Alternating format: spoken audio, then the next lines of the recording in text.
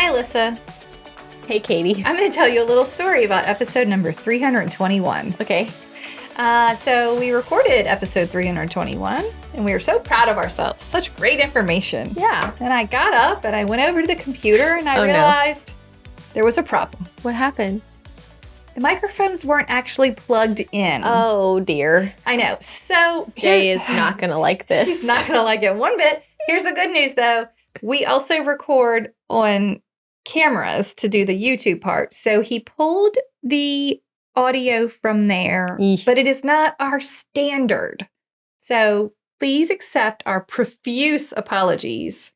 Jay is very, very particular that we have good quality audio. So this is very disappointing. Yeah, but it is what it is. It didn't get plugged in. We're now very vigilant. That was episode 321. That was the first time that's ever happened. Done is better than perfect. We're just doing what we can over here, y'all. The episode is done. Yeah, so now you're going to hear episode 321. Just please give us some grace on the volume. Enjoy. Goodbye. Hi, Alissa. Hey, Katie. I should have waited an extra second and really built up the anticipation. Hi, and welcome. It's episode 321. Okay, great. Today we're going to talk about pre-listing appraisals. Before I start with the story, Can't wait. do you do these ever? No. I don't usually either. I'm trying to go back through 20 years of real estate and think about, I'm sure that it has happened. Yes. But it is not a typical practice I am using. Correct. I think the reason I have been encountering them this year is because I am having to negotiate with the sellers. Yeah. And you have to deliver the message in such a way, because when you're discussing what price you're going to list it for, you do not have the listing yet. Right. So they could fire you. We talked about this before. I always thought it was weird. I like $1 Million Listing. I haven't watched it in years, actually. The only one I really loved was New York, but I always found it very interesting the way the listing agent shows up to the interview. They do not have the listing, and they are very firmly negotiating the list price as if I'm not even going to take this listing if you won't price it correctly. Like they were having a negotiation before even getting it on the market. Yeah. And that's kind of what happens here, right? Yes. So you're using it as a tool. I am, and I've gotten really good this year with my verbiage on letting sellers know this is not my opinion of your house. This is the data. This is the comps. Even if we get a buyer that would pay X amount, I don't know that it would appraise based on this data. I know this number is not what you were hoping for. And if you just really want to get another opinion, I can recommend some appraisers for you. Yeah. And they're like, yes. And they've been saying yes. But I feel like in the past, I would say that, but they would be like, no, you're right. The data is the data. Why spend $500 or $600? But they're so upset with your assessment. They're like, I'll pay $500 to get a different. I've been breaking hearts all year. So, okay, here's my question about this.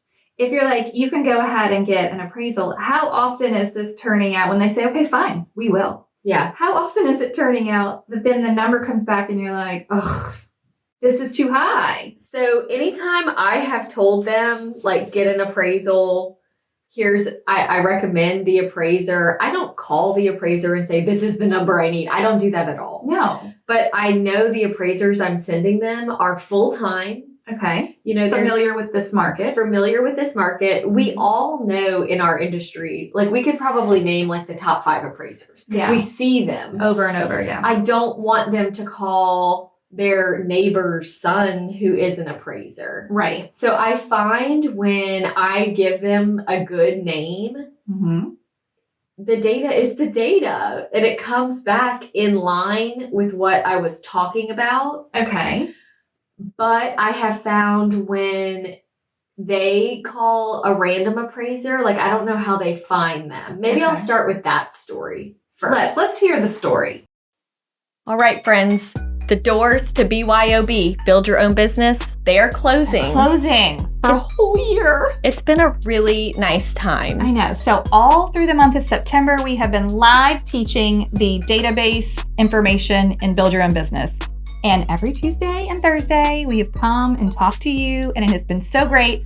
And there's still time. If you missed it, you can get in there before the doors close. And you can catch up on the modules that you missed at your own pace because they're all recorded. They're all recorded and ready for you.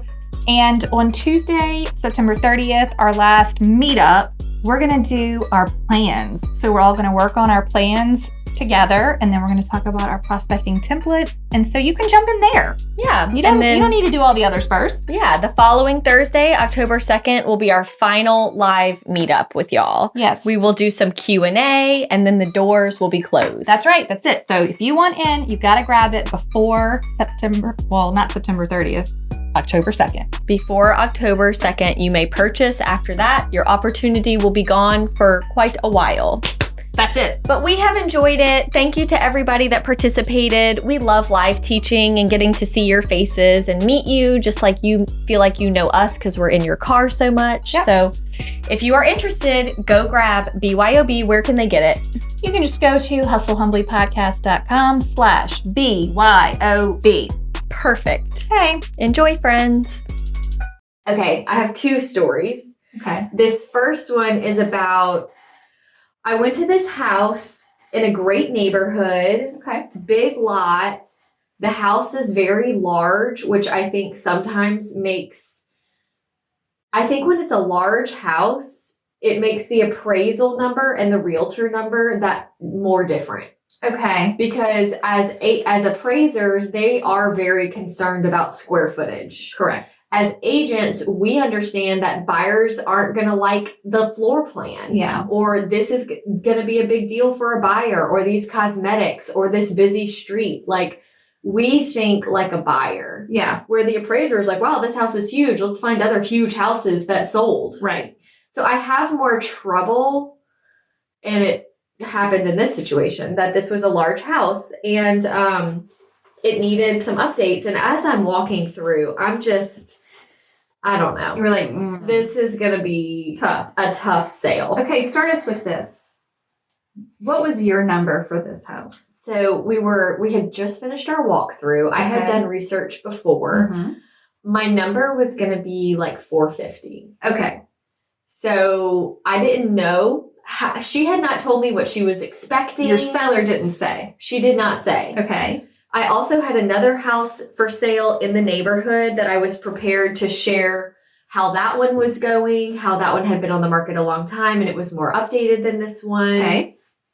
I had all my ammunition ready to go to spit out $450 Okay. and see what she had to say. Okay. Did you go about it that way, or did she tell you a number before you got there? So I was planning my whole spiel, and we Okay. sit down at the table, and she literally picks up a piece of paper, lays it on the table, slides it over, and goes, by the way, I got an appraisal done last week, so we already know what the list price will be. Oh, no. And I went, oh, okay. And I'm like, just praying. So part of you was like semi-excited, like, this will be great. Yes. And then the second part of you was like, okay, Oh. what's the number? Yeah, and it was 510. 510. Oh. So $60,000 higher than you thought it should be listed for. Yeah. Yeah. I was. And how did you even react? Did your head, did smoke start coming out of your ears? Did your head explode? I will be honest and say, Like, you were shocked? I was so surprised. I did not handle it well. I didn't handle it smoothly, where I jumped in and had this perfect You rebuttal. basically, you had like a appraisal jump scare. I did. I was like, I didn't even know what to say, and I did not handle it well. What did you do? I should have been more aggressive with telling her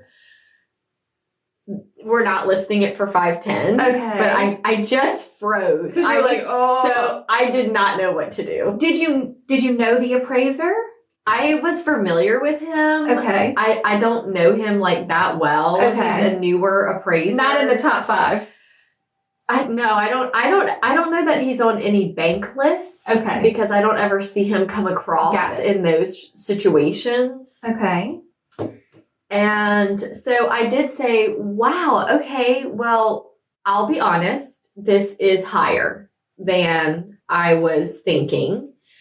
And also, this is going to be tricky because we are at a very pivotal price point. Mhm. You're either above 500,000 or Mhm. you're below 500,000. I said, in this situation, if we list for 510, we're going to be competing with buyers who are looking at houses between 500 and 550. Yeah. Maybe 500 to 600. 600, I would think. I just think we're the competition. It's going to be totally different. You want to get yourself into the lower one, not the higher one. I said, so my concern is that if we list at 510, the buyers are going to be expecting upgrades. They're going to be expecting granite. They're going to be expecting just... What kind of counter did the house have? Tile. Oh, bless. I know. So I was like, it just, it's going to be harder on the feedback. Whereas if we got below the $500,000 price point, then we're competing with people looking from 450 to 500 maybe, and they may be pleasantly surprised that they can get a house of this size under 500. Sure, it needs some cosmetic work, but look at this price. Yeah, you have to make it valuable. Yeah. Okay. My confession is that I never uttered 450. You never told them. I never told them. What did you just said? Okay, we'll go 510.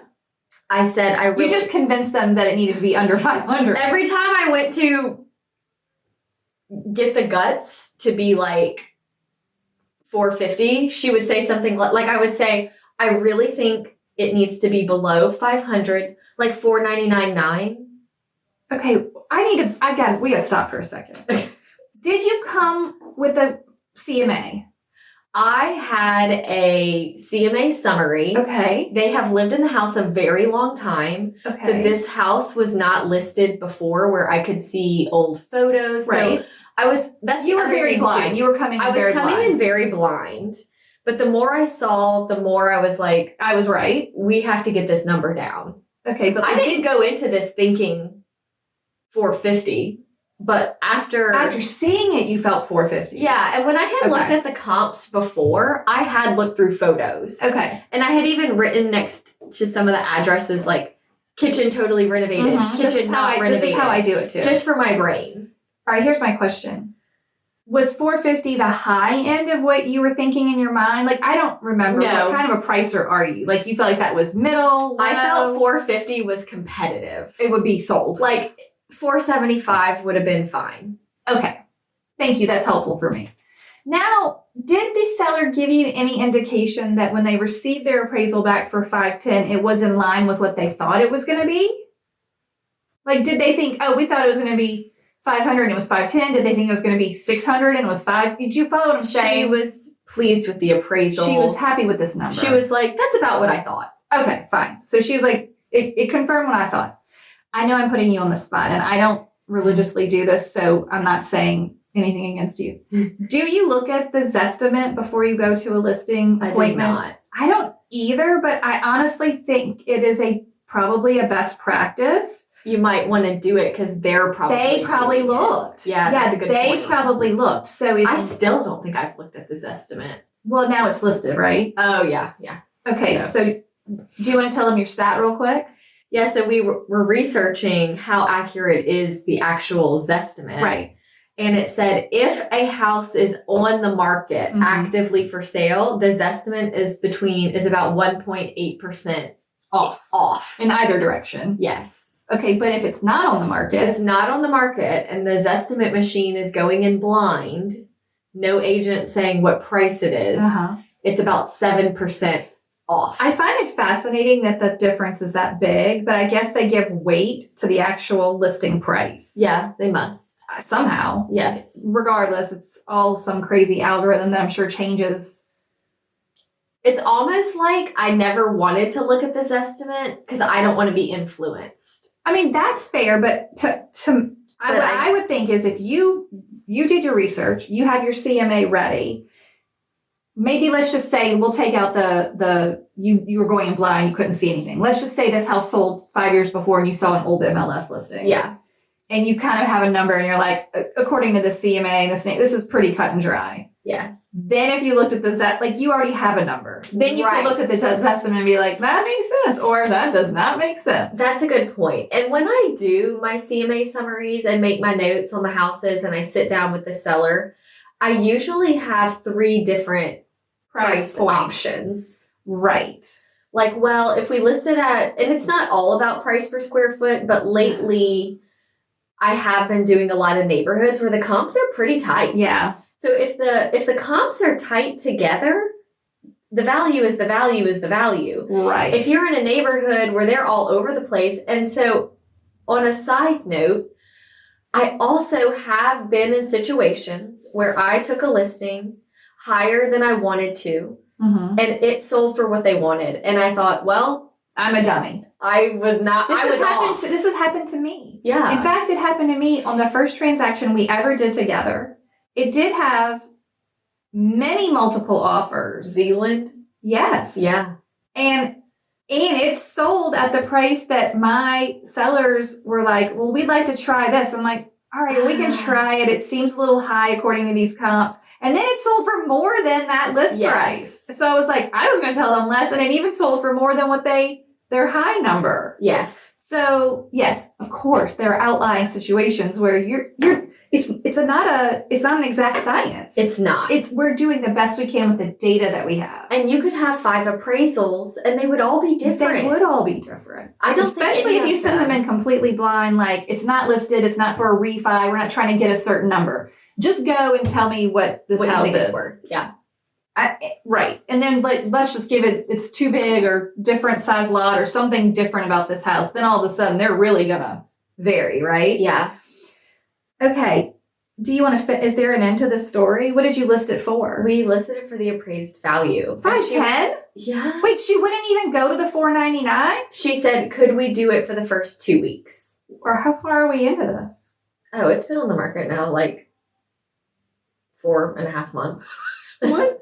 This is the list price now. $475. Still nowhere near your gut instinct of what it's supposed to be listed for. If we would have started at $475, it would be sold? Yeah. I think so. Okay, for our listeners who are like, well, okay, this is a terrible story. I'm sorry, guys. What is your takeaway of this? Like, what are the lessons you have learned? Because I'm going to call this a failed listing. Oh, I feel like I have failed. It hasn't sold. No. So it's automatically a failure. Yeah. It didn't expire, so there's still some time. But what's your takeaway? If I could, knowing what I know now, if I could go back, I would have spoken up, been a little, she was such a sweet old lady. You were like, I want this for you. Yeah. I want you to Maybe have I'm wrong. 10. Maybe this is that time I'm wrong. I better just lean in. And it is big, and it is a great neighborhood. And she kept telling me the roof is new and it has a generator. And I'm like, those are the only 2 things in this house that are new. Everything else is old. Is going to have to be age of this house. Like 40. Okay. So knowing what I know now, I should have gone in with my Alissa mentality where I just tell you the truth like it is. And if you don't want to hire me, don't.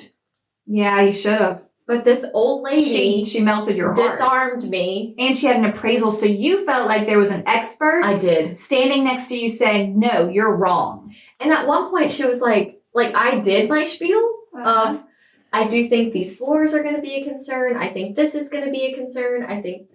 And she's like, but I have an appraisal. Okay. So, and I'm like, I can't actually argue. Okay, well, I think this is likely never going to happen to you again. But if we're going through like scripts of what maybe you would say, you'd be like, okay, I understand. And an appraiser is actually pulling past sale data. What I'm able to do, and I'm counting into this, is what's currently on the market that hasn't sold, because these are what we're going to call, especially if it's more than a couple of weeks, failed listings. Yeah. These are the listings that are on the market that nobody wanted. So they're going to be your competition. If you price above all of these, now you're the most expensive. And if you're not the nicest, well, they're just going to go look at these. Yeah. Or they're going to pick those first. So we can't just use the appraiser's number because he's only picking the houses that were so good that they sold. That's a good point. Where were you in this meeting, I Katy? didn't know this was going to happen to you. I need to keep a little Katy in my pocket. I did not know this was going to happen to you. So you have to say, look, that's fine. The appraiser's pulling data of what has already sold. These listings were successful, but for whatever reason. Now, my broker for many years always said, because she'd been through so many markets, she's like, appraisers are always lagging behind what the actual market values are. Today, Okay? yes. Because they're pulling sold data. Let's just say they're pulling recent sold data. 1, 2, 3, 6 months. It's all sold. Mm-hmm. What we're pricing in accordance with and seeing in the market is what's actually going under contract now. What listings are sitting active and aren't selling? What's being canceled or withdrawn? What is expiring? That is none taken into account by an appraisal. Zero. Right. 0% of that is taken into account.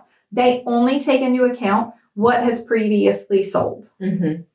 And in the appraisal episode that we had my dad come on, so if you haven't listened a long time, I actually come from a long line of appraisers. Right. Had my license for a few years and hated it. And now my sister has her license and works with my dad, which is a beautiful situation. But my dad is an appraiser. Mm-hmm. His dad was an appraiser. And my grandpa's mother, my great-grandmother, got her appraisal Valuing license. Property is in your DNA. It actually is. Mm-hmm. And yet every now and then I get it wrong. And I actually, in this situation, I prayed I was wrong. You're like, right. I was like, maybe I'm just really against it because I hate this tile so much. Okay, well, here's my question though. Even if you believed it was worth $510, wouldn't you still have given her the same pricing advice that they needed to be at 5 or just below? Yes. Looking at the house? I did say that. I did say. But she still didn't want to. She said, I just am struggling not listing it at appraised value. Would you be willing to take the listing if I was willing to reduce it quickly? How quickly was quickly? 2 weeks. And you did? And we did. To what? $495. And more negative. Activity? No activity? What happened? We've done. We went from $510 to $495 to $475. Okay. Each time we get a boost of showings. Okay, that would make sense. And then negative feedback. And then nobody wants it. So we did the $475 price reduction not that long ago. So we had our little boost and we're back to. And unfortunately, because in the listing appointment, you did not speak up and say $450, you don't have that to go back on and be like, well, you know, the market is telling us what I thought that it was going to say, which is. But it's kind of nice because I don't even have to. Like, I can just say, wow, I love your house, but the market is telling. You're like, wow. Well, maybe you should call your appraiser and see if he wants to buy it. Wow, this feedback from these people, not me, because you love me, lady. Me and you, we're tight. It's us against the world. We talk on the phone all the time. Me and you, we're good. It's these agents and these buyers out there, they're just expecting all these updates. It's just like, do they know about the generator? I'm like, they do. Okay, here's my next question for you. Because back in the day, I don't know, let's just say when the market got really bad, so 2009, 10. Okay. Here, that's when it was worse. Probably in some other places, maybe a year or two earlier. But still, that's when it was really bad here, 2009, 10. So many listings. I cannot tell you the number of listings, descriptions that I would read. Priced $25,000 below appraisal. Yes. So then people are looking at the house going, well, maybe I hate these floors, but I'm getting all this built-in, I'm doing my air quotes, equity. Right. Had we tried that? Yeah, we have now. Because we have the appraisal. Yes, we have an appraisal now. So now I can use it as ammunition. Great. Like at first I had it listed at appraised value, pre-appraised and ready to go. And now I'm like, listed below appraised value. Now when we were I will say, I was about to say a bad word on air. I found my courage. Okay. Whenever we were at $495 and I needed to have a price reduction conversation with her. And I was like, okay, we need to do this. And she was like, well, do you think like $490? And I just was like, no, it's not. I said, we need to do a big number and to get us into a new price point. Yeah. And she did start talking about, so she is older now, but she owns rental property. Older than when you started the listing? She is older now. I meant just in general, but yeah, I guess she is. We all are. No, after this. All of that to say, she owned rental property throughout her life. Okay. So she's experienced with rental property, and her kids help her. So she's like, if I have to go too much lower, we'll just rent it. And I'm like, well, maybe you should. Yeah. I said, so I need to know What would your number be that if you have to go much lower than that, you would just rent it out? And what'd she say? Wait, can we? Yeah, so we're listed now at $475. Oh, that's the number. And we're at a good spot now because now I can tell people like This is it. this is kind of what her number is. There is wiggle room, but we're getting close to her just renting it out. Yeah. So I'm also saying that to say, don't send me an offer for $400. Like that's actually not fair. No offers have been received. So I actually had this house is just attracting weirdness. Okay. I got a sign call and I tried to defer them off. And they're like, no, we are unrepresented and we want the listing agent to show it to us. I'm like, here we freaking go, Okay. So we show it and they're like, we would like to offer Oh no. $450,000. Oh God. Owner financed. I cannot right now. For 30 years with a 3% interest rate, contingent on the sale of our home. Goodbye. That's what I said. I mean, I did talk to her about it, but she was like, I'll be dead before I ever see that. I didn't want to say it, but I did want to say it. She said it. She's like, that's not going to, 30 years. Yeah. I was like, I get it. I have to present it, I have to present it. And so I actually felt really good being like, hi, Mr. and Mrs. Potential Unrepresented Buyer. Due to the low price, the owner financing, and the contingency, like this isn't going to work out. Best of luck. Yeah. Bye-bye. So that's the only offer. Yeah. And if you'll call it that. Yes. So I don't know. I do wonder, like the crystal ball, like if we had listed at 475, would we have sold, or would we be at 450 now, and would we then have sold, or? Well, 4 months ago, the market was also probably moving a little better. I don't know. No, because now, even though we're entering like the quote unquote slower time, the interest rates are dropping a little bit. So I feel like there's been a little boost, whereas this summer, the interest rates didn't really lower. I feel like the normal real estate cycle hasn't really come back since before COVID. No. Like COVID disrupted it and it just hasn't settled back I will down. say the normal part of it where for us here, like August is so screechingly slow because school goes back. Yes. I feel like that's pretty been consistent, but that's just because it's slow. Yeah. It's just still slow. Yeah. But that's normal slow. Correct. Feeling like something might slip through the cracks in your transactions? Not anymore. We've got you covered with the Hustle Humbly Buyer and Seller Transaction Checklist. They walk you through every step from pre-listing or pre-offer all the way to post-closing. These checklists can be used however you need. Uploaded to your CRM, a transaction management software, your Trello, or even handed to an office admin or your assistant. So you stay organized, deliver consistent service, and never miss a beat. Whether you're brand new or a seasoned pro, these checklists help you work smarter, not harder. Get yours at hustlehumblypodcast.com/checklist to run your business with confidence and ease. Okay. Is that the end of this terrible story? That story is TBD. We don't know the end. No. But I don't have a good feeling. I don't either. Did you want to egg that appraiser's house? A little bit. We love appraisers, but also sometimes they really mess things up. And I will tell you, his price per square foot was significantly lower than the other sales. Okay, so I do feel like he did a good job.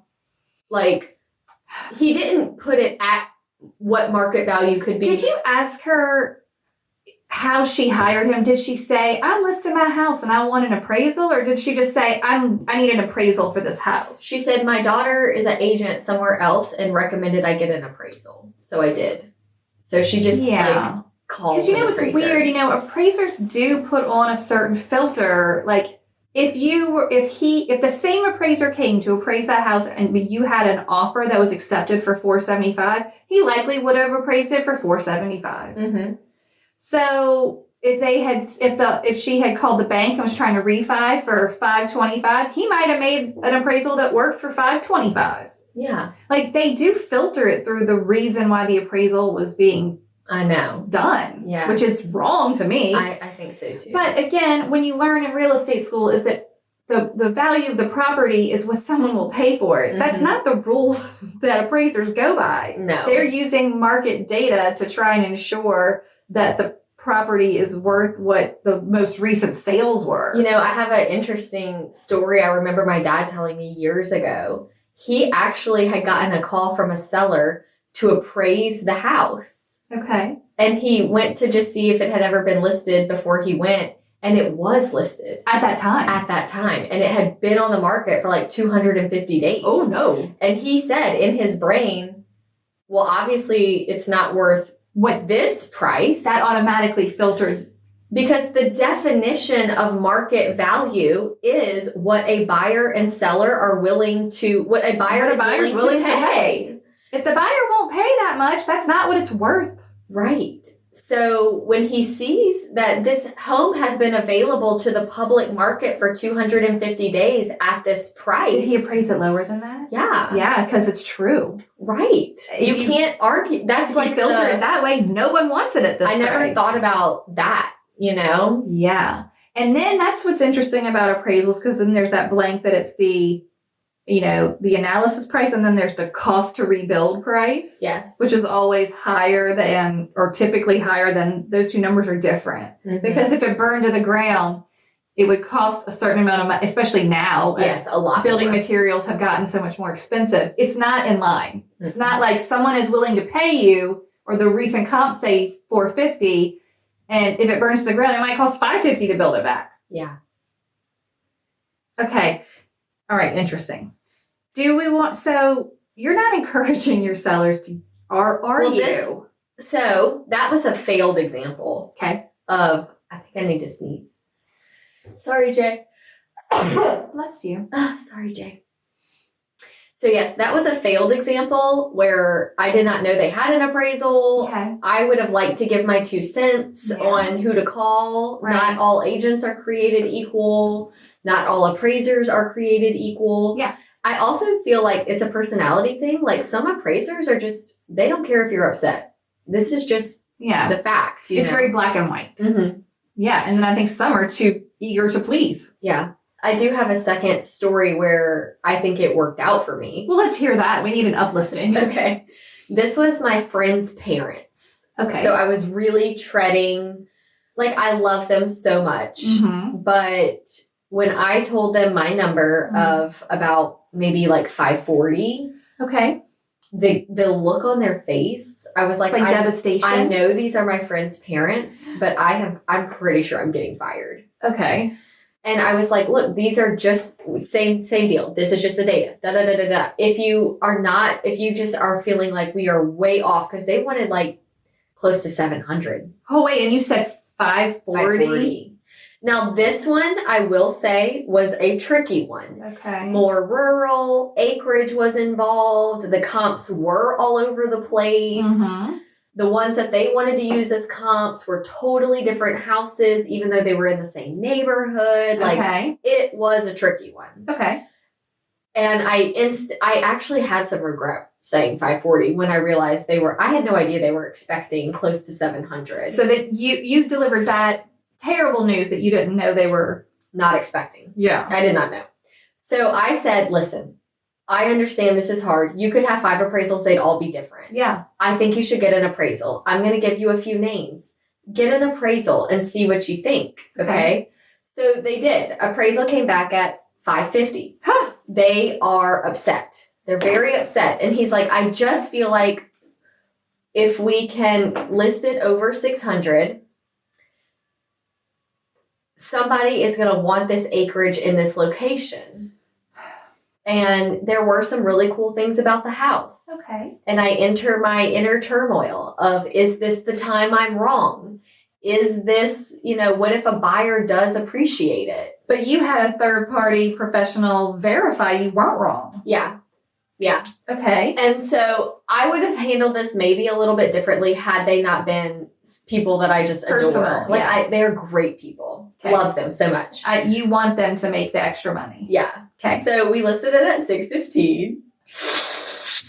I'm going to tell you. Can I tell you, we showed like crazy. Showing after, and when the showing started just popping up, my phone was blowing up. You're like, great. My DMs on social media was like full. I was like, I was wrong.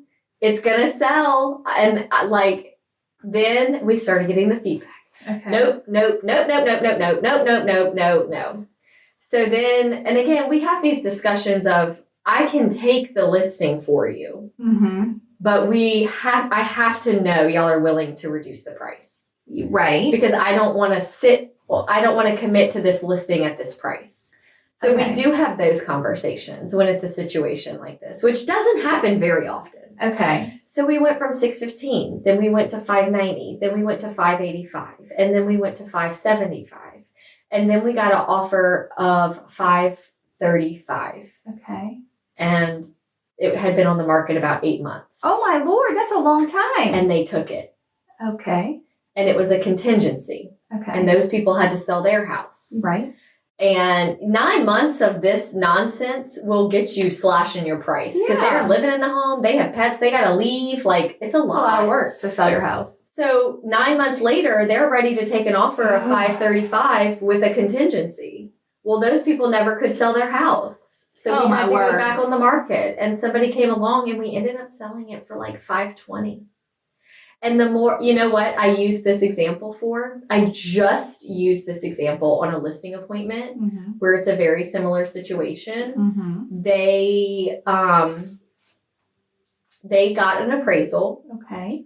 Because I recommended it. Okay. Because their house was rural and in a different spot. They were not happy with the number. I said, I hear you. May I tell you a story? And I shared that whole story. Started at this number, dropped. 9 months later, sold for $30,000 below appraisal. Is that what you want to do?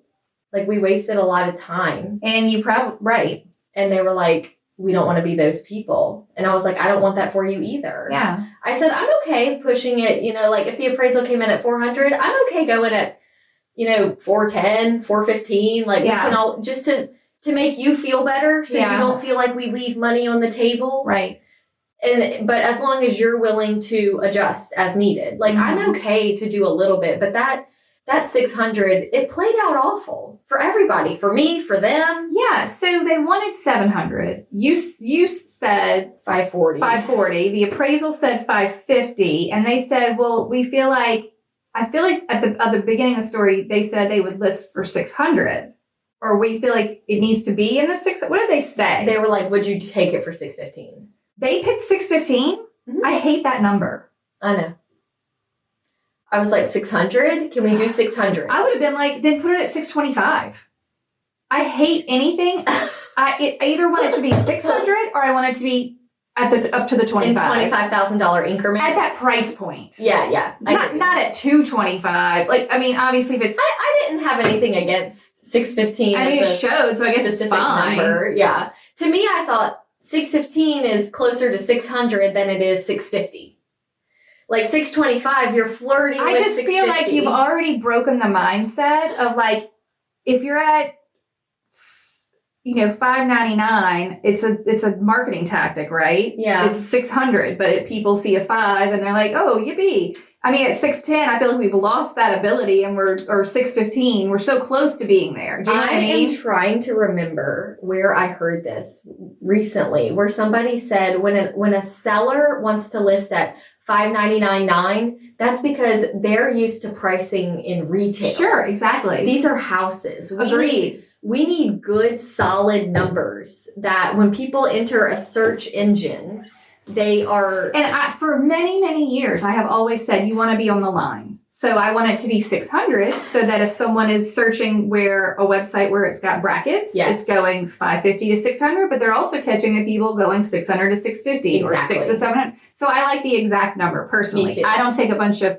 $599,999 listings. And I knew that in my brain, but hearing someone say sellers think in terms of retail pricing and we think in terms of real estate pricing. Right. They're different. They're very different. Do I also think there's something to the mental trickiness of 585 and 400? Like, it's so specific. You're like, how did a house get such a specific number? It almost makes, and we learned about this and never split the difference. Yes. When you start to get to a very specific number, it makes the buyers think, well, that's got to be the bottom line, or there's got to be a very concrete reason. Like, we're not picking a number out of the air. Why is it 432, 500? Yeah. Yeah. Well, but even a weird number, because 500 is still an even. Do you know what I mean? Like, if it's not on the fives, like 423, 600.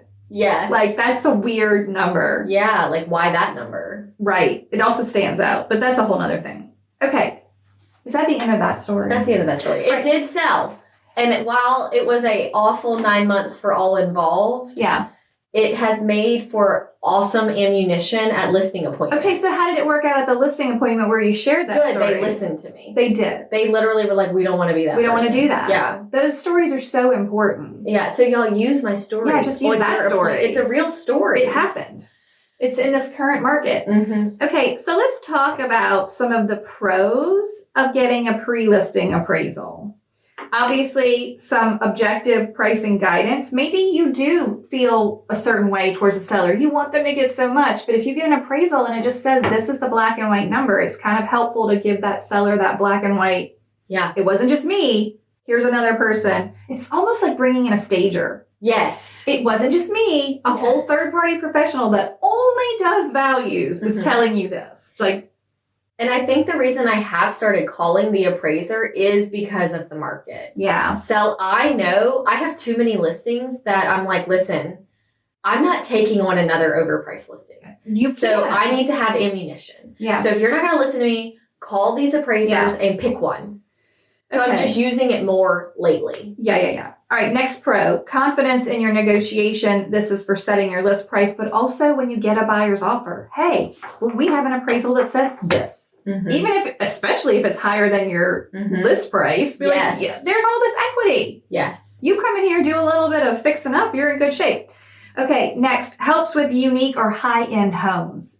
When you have those things that are like on the rural property or the giant house and all the other houses in the neighborhood are different, sometimes you literally don't know what to do. Yeah. As an agent, you're like, I need another person who just makes values all day long to give me some opinion. Yes. And then it reduces surprises later. That's always a good talking point. Like, hey, I understand you think your house is worth $700, but if we have this appraisal in hand, then it's going to help us later on when the lender comes along and they're going to order another appraisal. Yeah. You don't get to pick the value. I don't get to pick the value. Even our pre-listing appraisal is not the value. If these people have a loan, there's going to be a whole nother appraisal. And in 1 year, 9 months apart, I got a pre-listing appraisal of $550 and a buyer appraisal for $520. Exactly. Like, it didn't appraise for $550 with the buyers paying $520. Oh my word. Right. Exactly. Okay, let's do some cons. It is an extra cost. Mm-hmm. So if you walk into your listing appointment and you are in a cookie cutter neighborhood, it is 7 years old and so many houses have sold in the last 6 months, and this one looks like all the other ones, and you're just like, I know that it's $215. Yeah. It is a waste of $500. 100. I would never recommend someone waste money. I mean, it would be like, you can spend the money, but I'm telling you, they are looking at the same exact data that I am looking at, and it's not going to be any different. So extra cost. Other cons, it's not always accepted by the buyers. Right. And sometimes it doesn't matter if they accept it. Their lender's still getting another one. Thank you for getting a $550, or the sellers. Thank you for getting a $550 appraisal. We still want to list at $615. Right. Mm-hmm. Okay. The market, here's my favorite though. The market can shift quickly. Yes. It does not matter what happened with these comps that sold 3 months ago. That's pretty close. Mm-hmm. It still can shift so quickly on a dime. Yeah. Whatever is currently on the market is telling the tale. Mm-hmm. And then you might feel locked in. If the appraisal comes in lower than you hoped, it might discourage or cause hesitation about pricing higher. You might be like, well, shoot, I really thought it was more. Right. So we don't want it to work in either direction. I haven't had that happen lately. Not lately, huh? The conversation I sort of have with my sellers goes like this. Listen, If you are feeling very strongly about this, I recommend you get an appraiser. I'm going to give you a name of some that are full-time in this market. Mm-hmm. Interview them, pick one. I don't care who you pick. Yeah. If you are not happy with the number, nobody has to know about the appraisal except me and you. That's right. We don't have to share it. It's not public record. It's not like shred it. It's not like FHA where the appraisal is stuck with the property for so many months. Like it's only for me your and you eyes know about only. it. I said, but if we get to the point where I said, if you like the number, we can use it in advertising. Yeah. Priced at appraised value, priced below appraised value. So, it's really up to you. If you don't like the number, we'll talk about it, but nobody has to know about it except me and you. Right. That's got to be helpful. Yeah. Put their mind at ease. Yes, it does. Let's maybe just back it up to some basics real quick. We're going to compare appraisals to CMAs. Okay. So comparative market analysis. First of all, what is the difference? An appraisal is a licensed appraiser who's providing a formal valuation based on recent comparable sales, adjustments for your buyer's home features, and market trends. It's a standardized process, often required by lenders. Yes. Okay.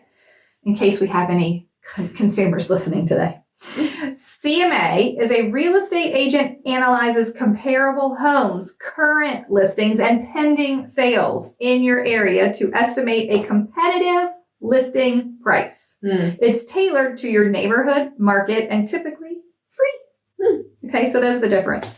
Then we get through, like, when is a CMA enough? Like we were just talking about, a typical neighborhood home. It's a very active local market. There's a lot of data there. Your agent is an expert, like if they've been around, a while. We just had someone in community that said, look, I've had this listing on the market 90 days. It's priced within everything else. It's not selling. What should I do? And my conversation that I've been having with all my listings lately is, look, we may be priced in line with everything else, but we are not competitive. Right. And in this market, you have to be competitive. Right. The best priced and the best condition wins. Because we're trying to entice buyers to make this decision that they're like kind of reluctant about, right? Yes. The prices of houses are high. The interest rate is higher. Like they just are like, I don't know if I really want to do this. Yeah. So you've got to like really push them off the fence. Mm-hmm. You do. I mean, it makes sense. Okay, let's talk about a quick side-by-side comparison now of our CMA and appraisal. I liked this chart that my friend ChatGPT produced for me. Nice. Okay, so basically we're going to compare these different parts of these two things. The cost, CMA, free. Appraisal, it's a $400 to $700. I think that's probably accurate. That is accurate. Okay, timing. CMA, fast. Your agent can get that to you in a day. Yeah. Right? It says 1 to 2 days. Appraisal, longer, up to 2 weeks. Yeah. Right? Credibility with buyers. CMA is informal but trusted locally, like if you're a good agent, right? And the appraisal is formal, but buyers and lenders still order their own. Yeah. So like what's, And then best for CMA is standard homes and active markets, and appraisal is unique luxury homes, uncertain value. Yeah. And it just says, bottom line, most sellers do just fine with a CMA, especially if their home has plenty of local comparables. An appraisal is worth considering if your home is unusual in a high-end market, or if you want an unbiased check before setting the price. Right. It does, at the end of the day, the same house 2 years ago could have had multiple offers above appraisal. Yes. The market affects your value. And if you're required to sell right now, this is the steps that we're going to have to take to sell your home. Yeah. If you don't have to sell right now, perhaps this is a sign you should wait. If you can, maybe you should. Just like your seller who's like, well, I have a number and then I'm going to rent it. Yeah. And I respect that. I had this conversation many times in 2009, 10, 11. I bet. 3 years. If not longer. Ugh. I am still feeling very empathetic to the agents who've gotten their license in the last 5 years, which we now know are 30% of agents. So many. Have only been in the business under 5 years or less. Yeah. Because this is a very difficult thing to navigate, right? And it's always different. Even this market isn't the same as that bad market. This market is also including houses that have just gone up in value so much in the last 5 years. Yeah. Buyers who were just like, forget it, I'll cancel. Like that wasn't the norm then. But maybe it's time to start being like, if you've got that appraisal, priced below appraisal, Yeah. built-in equity, take advantage of this slower market. Right. I mean, like, what are we hiding from? Nothing. The seller's got to sell. Maybe I'll upload the appraisal to the docs Okay, of the community? of the like MLS Of the docs. yeah, you should do that. I haven't done that. I'm like, I have it, you know. Review it. Enjoy. Because really, and also, the further you get out from that, it's not accurate anymore. Yeah. That's only kind of helpful probably in the first, Like 6 to 9 months. at best, right? Yep. Anything else you need to tell us about the pre-listing appraisal? I don't think so. Just be firm. Find your voice. The CMAs are only as good as your presentation of it. No doubt. You have got to tell the sellers the truth, Yeah, the things you're seeing in the market that are a problem. right. And I mean, They need to know. you can put emphasis on any part of that report, right? Also, you get to choose the comps. So you could be choosing whatever you want to put on that report. You're not necessarily going to put every single house that's sold within a mile radius. Exactly. Right? So you're picking. But if you sit in that listing presentation and you don't tell them, well, look, I see these 4 houses that sold that match yours and sold for this. But look, there are 25 sitting on the market. Yeah. Every buyer's going to see where are you going to fall in this line. I always say, where are you going to fall in this line once you price? Are you going to be the highest one? Don't expect to sell. Right. Are you going to be the lowest one? Maybe you'll get multiple offers. Or do you want to be somewhere in the middle? Which one are Yeah, you should be putting huge emphasis on what's currently active on the market for sure. when you're pricing your I listing. tell them, these are our guinea pigs. We want to learn from them. They have failed. Let's see how many price reductions these active listings have done. Let's look at their days on market. Right. Like, do we want to be these people? Yeah. No, you don't want to No. be those people. Okay, anything else? That's all. Time for a toast. Let's do a toast. Cheers, everyone. Good luck out there. Hello, this is Chantrell Davis. I'm a realtor in Columbus, Georgia, and I am going to toast Abria Lockhart.